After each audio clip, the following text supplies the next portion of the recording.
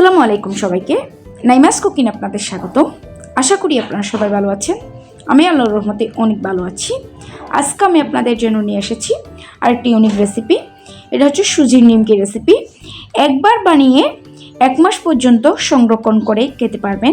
চলুন এখন আমরা শুরু করব। সুজির নিমকি তৈরি করার জন্য একটি মিক্সিং বোলে প্রথমে নিয়ে নিচ্ছি হাফ কাপ সুজি। হাফ কাপ সুজির সাথে নিয়ে নিচ্ছি হাফ কাপ ময়দা। এখন দিয়ে দিচ্ছি হাফ চামচ লবণ। এখন দিয়ে দিচ্ছি 3 চামচ চিনি দিয়ে দিচ্ছি। আমি এখানে 3 চামচ চিনি ইউজ করছি। আপনারা যদি আরেকটু মিষ্টি পছন্দ করেন তাহলে চিনি আরেকটু বাড়িয়ে দিবেন। নিয়ে নিচ্ছি হাফ চামচ কালো জিরা। এখন দিয়ে দিচ্ছি 1 টেবিল চামচ সয়াবিন তেল। তেলটা দেওয়ার পরে সবগুলো উপকরণ ভালোভাবে হাত দিয়ে আমি ভালোভাবে মিশিয়ে নিচ্ছি। মুঠো করার সাথে সাথে তলা পেকে যাচ্ছে, এভাবে করে ভালোভাবে মেখে নিয়েছি। এখন আমি কুসুম কুসুম গরম পানি দিয়ে একটা ডো তৈরি করে নিচ্ছি। এটাকে 10 মিনিট একটু রেস্টে রাখতে হবে। আমি 10 মিনিটের জন্য ঢাকা দিয়ে দিয়েছি। 10 মিনিট পর ঢাকাটা উঠিয়ে নিচ্ছি। হাত দিয়ে আর একটু মতে নিয়েছি। এখান থেকে আমি 3টা লিচি কেটে নিয়েছি বড় করে।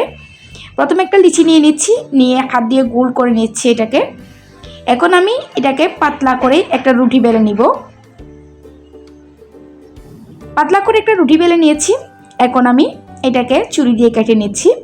ভিডিওতে দেখে বুঝে নিতে হবে আমি কিভাবে করে রুটিটা কেটে নিচ্ছি। বলে বোঝানোর কোনো কারণ নেই, দেখে আপনারা বুঝে নেবেন আমি কিভাবে কেটে নিচ্ছি।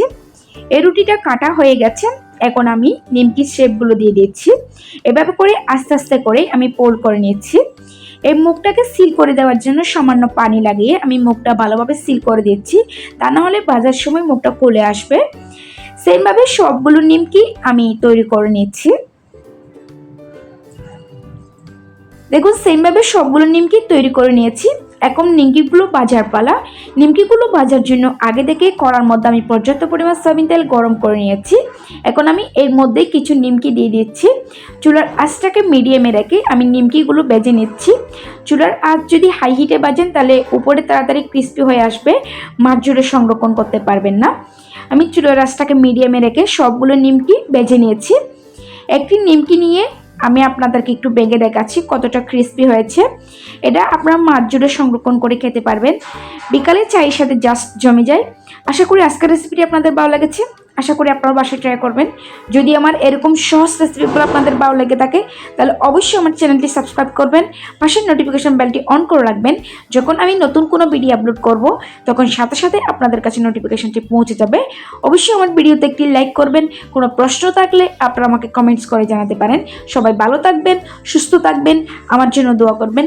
আল্লাহ হাফেজ।